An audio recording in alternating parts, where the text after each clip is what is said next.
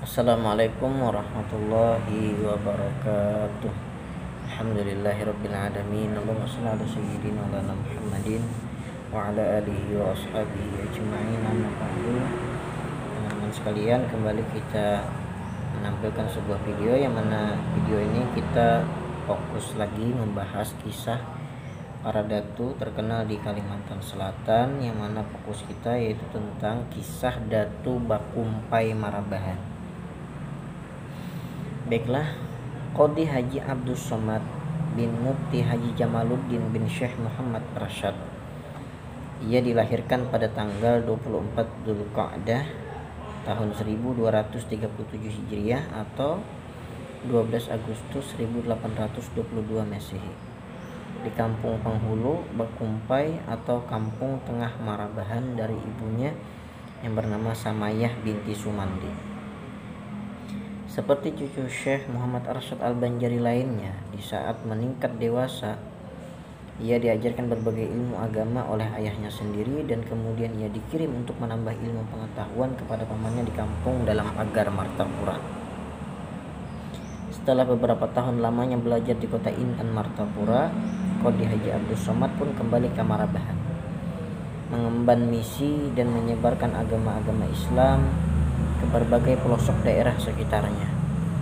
Sekembalinya dari menuntut ilmu, Qodhi Haji Abdus Somad dikawinkan dengan seorang perempuan bernama Siti Adawiyah binti Buris dan melahirkan 3 orang anak laki-laki dan seorang perempuan masing-masing, yaitu bernama Zainal Abidin, Abdur Razak, Abu Tolhah, dan Siti Aisyah.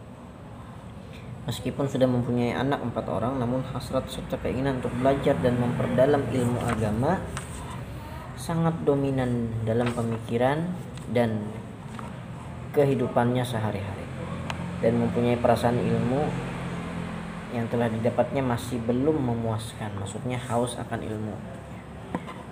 ilmu agama, teman-teman. Untuk mengobati dahaganya akan ilmu pengetahuan tersebut, maka Qodhi Haji Abdus Somad pun berangkat beserta anaknya yang bernama Abdur Razak ke tempat sumber ilmu, yakni ke tanah suci Makkah Al-Mukarramah. Selain untuk menimba dan memperdalam ilmu agama kepada ulama terkemuka di sana, juga sekaligus untuk menunaikan rukun Islam yang kelima, yaitu berhaji.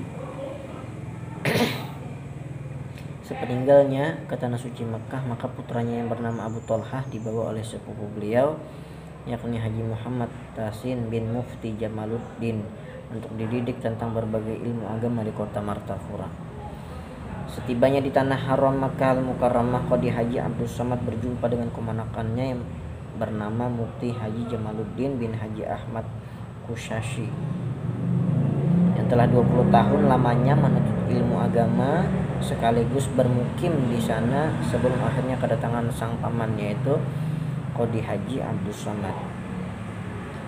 Maka mulailah Qodhi Haji Abdus Somad mengaji kepada guru-guru dan para ulama di tanah suci Makkah Al-Mukarramah dengan tekunnya, sehingga dalam waktu yang relatif singkat banyak ilmu pengetahuan yang ia dapatkan. Di antara guru-guru Qodhi Haji Abdus Somad di Makkah Al-Mukarramah adalah Syekh Sulaiman Al-Zuhdi An-Naqsyabandi, guru dalam ilmu hakikat, ya. Kemudian Syekh Sulaiman Muhammad Sumbawa, salah seorang murid Maulana Syekh Muhammad Salih Rais Asy-Syafi'i. Kemudian Syekh Khatib Sambas, salah seorang ulama yang masyhur di Makkah pada masa itu.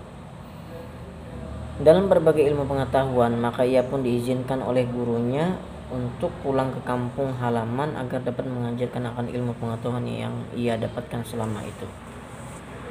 Atas izin tersebut, ia kemukakan keinginannya untuk kembali ke tanah air kepada keponakannya, yaitu Haji Jamaluddin. Terkejutlah Haji Jamaluddin mendengar keinginan sang paman, yaitu Qodhi Haji Abdus Somad tersebut, karena menurut pemikiran Haji Jamaluddin, pamannya itu masih belum lama belajar di kota Makkah Al-Mukarramah, karena beliau sudah dulu ke Makkah dan sudah lama bermukim di Makkah. Tetapi si Qodhi Haji Abdus Somad ini hanya sebentar gitu. Maksud beliau kan terkejut beliau. Sehingga tentunya kata beliau masih belum banyak ilmu yang ia dapatkan ya selama belajar di Mekah tersebut. Dan beliau berkata, "Wahai paman, mengapa paman ingin sekali segera pulang? Sedangkan paman baru 8 tahun belajar di sini di Mekah. Saya yang sudah hampir 30 tahun saja belum ada terbersit di hati untuk pulang ke kampung karena Ananda," ya maksudnya bahasa lembutnya, Ananda merasa masih sedikit mempunyai ilmu, kata sang keponakan tadi.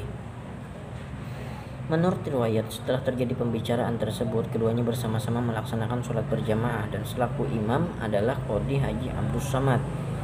Pada saat Haji Abdus Somad mengangkat takbir, hilang jasad beliau dan tak terlihat lagi dari pandangan Haji Jamaluddin. Namun sesaat sebelum menjelang salam, tampaklah kembali jasad Qadhi Haji Abdus Somad di hadapan sang keponakan Haji Jamaluddin. Sangatlah kaget dan heran tentunya Haji Jamaluddin melihat peristiwa ini. Akhirnya mengertilah ia akan keadaan sang paman, yaitu Haji Abdus Somad tersebut. Setelah selesai sembahyang, banyaklah mereka berdua bermudzakarah. Bermudzakarah ini maksudnya saling berbagi, berbincang-bincang gitu, mengingat-ingat pelajaran mungkin ya, gitu, mudzakarah, berbincang tentang ilmu agama. Dan beliau lagi-lagi membicarakan tentang keinginan pulang ke tanah air ya. Menurut Qadhi Haji Abdus Somad, bahwa guru-gurunya memberikan ilmu tidak seperti layaknya orang pada umumnya. Maksudnya beliau ini punya kelebihan sendiri, yaitu dengan cara menumpahkan seluruh ilmunya ke dada beliau. Istilah bahasa orang Banjar itu baluruk. Maksudnya beluruk itu seperti menumpah ilmu ke dalam dada. Jadi seolah-olah kelebihan beliau ini langsung bisa menangkap berbagai ilmu dengan cepat gitu. Ya. Daya tangkap beliau ini keistimewaan yang Allah berikan kepada beliau. Sehingga dengan demikian ia dapat dengan cepat menghimpun ilmu-ilmu syariat, tarikat, hakikat, dan ma'rifat dalam waktu yang relatif sangat singkat.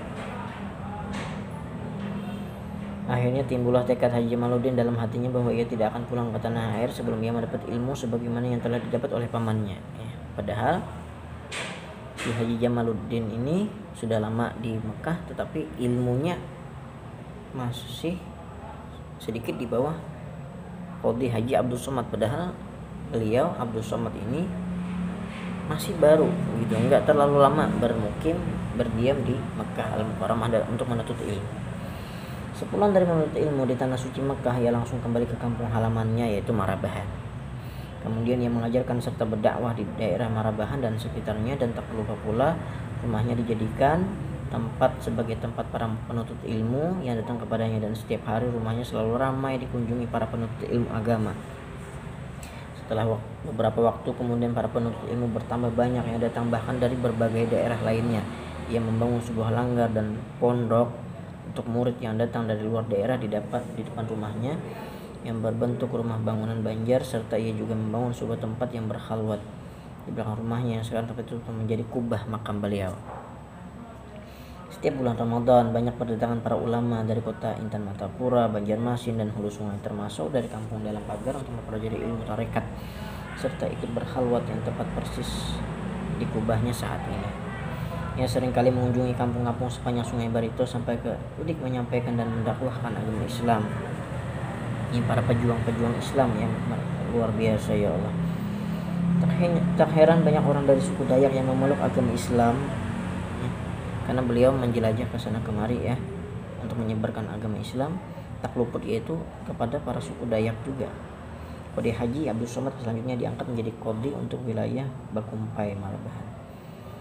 Dalam berdakwah ia juga memakai strategi kaderisasi dan regenerasi juru dakwah. Beberapa ulama yang terkenal saat ini di wilayah tersebut seperti Haji Shibawaihi, kemudian Haji Asqalani ya, menjadi ulama penerus beliau. Maksudnya ada kaderisasi, maksudnya kan selalu ada penerus, jangan putus dakwahnya. Nah, setelah beberapa lama ia mengajar, beliau mengajar, berkiprah.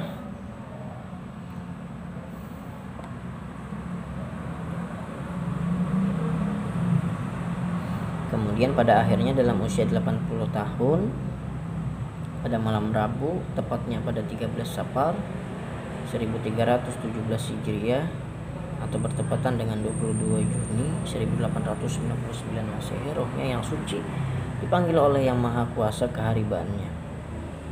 Qadi Al-Mursyid fi At-Tariqah Haji Abdus Samad yang banyak jasanya menyebarkan Islam kepada suku Dayak di pesisir daerah aliran Sungai Barito dimakamkan di Kampung Tengah, yaitu di Marabahan. Nah, itulah tadi cerita tentang Datuk Bakumpai Marabahan. Semoga bermanfaat teman-teman ya, yang bisa kita petik daripada dakwah atau usaha beliau dalam menebarkan agama Allah Subhanahu wa taala di muka bumi ini. Terima kasih. Hadanallahu wa iyyakum ajmain wa akhiru da'wana alhamdulillahirabbil alamin.